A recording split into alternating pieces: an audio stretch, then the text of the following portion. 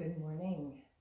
Welcome to Mantra 108, where we are on our third day of exploring this beautiful mantra of harmonizing friendships. Auṁ Śrīm Mitrāya Namaḥ. So this is the mantra that addresses Mitra, good morning, Corinne. Mitra is the quality of the sun that is universal friendship. And so we're on day number 3. And the first 2 days, I gave you some pretty detailed instruction about the meaning of the mantra and how to pronounce the mantra 𝐀𝐻 Lakṣmī. And so today I want to talk about ahimsa. This is the first of the yamas. The yamas and niyamas are the ethical practices of yoga. And so I want to talk a little bit about the first yama, ahimsa. Ahimsa is non-violence, doing no harm. And so we're chanting this particular mantra to connect to the spaciousness of smoothing out difficult relationships, but to connect to the spaciousness that transcends or precedes our physical embodiment, our physical manifestation. So it transcends this connection. Good morning, Cindy. Hi, Kim. We're talking about ahimsa this morning. So when we're speaking about this mantra, we are connecting with this place that transcends all of our mind chatter, all of our stories, all of the external experiences that we have. It transcends all of this. It precedes all of this. And it sinks us into a place where the relationships, whether they be person to person, difficult relationships, or groups of people in difficult relationships, it takes us to a place where we can have all of that smoothed over. So, so that's really wonderful. And we're doing this daily mantra practice to dip into that pool of Mitra, universal friendship. But I think that there are some practical things that we can do as well. And one of the practical things is to observe ahimsa, doing no harm to others, no violence to others, or to ourselves. So I want to read to you just a wee bit out of our wonderful Yamas and Niyamas book by Deborah Adele about ahimsa. Just a couple of little things, and then we'll get started. So she says, killing and doing physical harm are grosser forms of violence that are easily seen and understood. However, non-violence has many subtle implications as well. When we feel hurried, when we feel afraid, when we feel powerless, when we feel out of balance and harsh with ourselves, we may find ourselves speaking words of unkindness or even exploding with a violent outburst. As our awareness of these nuances grows, we learn that our ability to be nonviolent to others is directly related to our ability to be nonviolent to ourselves. Our inner strength and character determine our ability to be a person of peace at home and peace in the world. And then one more little thing.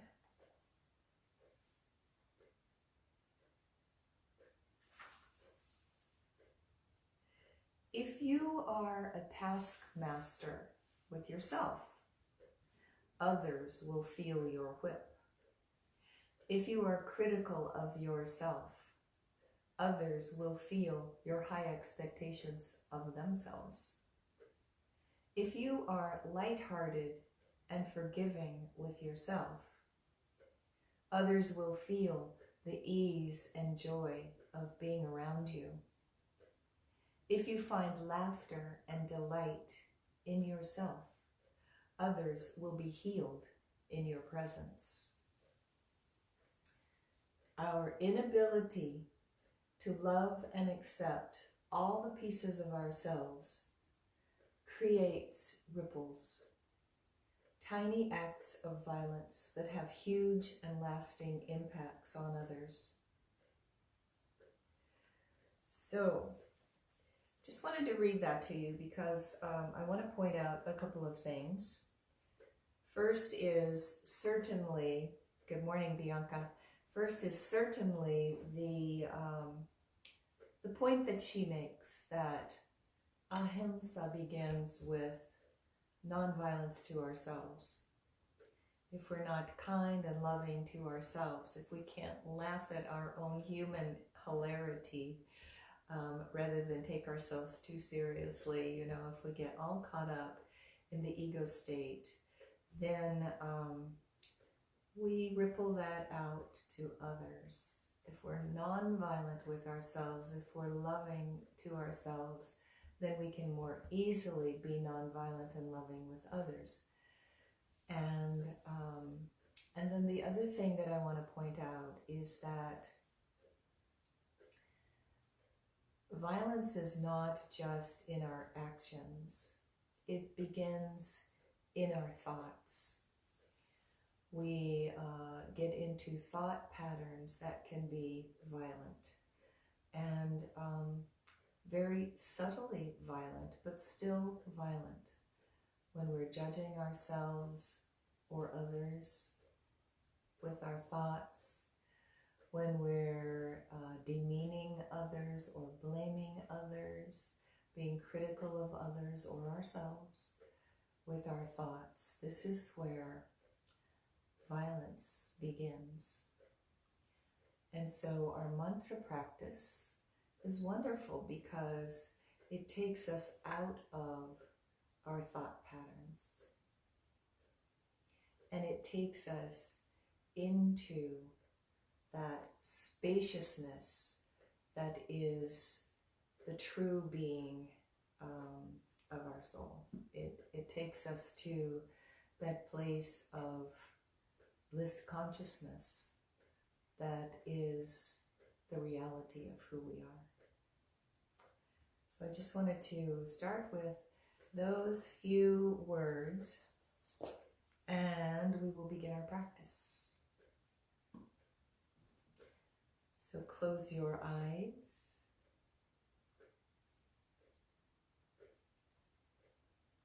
Begin to bring your awareness to your breath pattern. No need to change it. Just observe it. Let the breath rise and fall. And observe that rising and falling of your breath.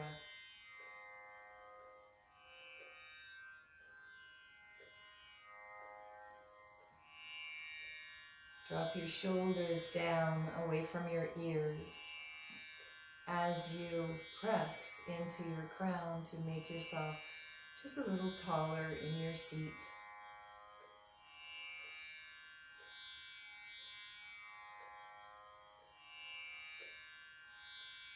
Soften your skin.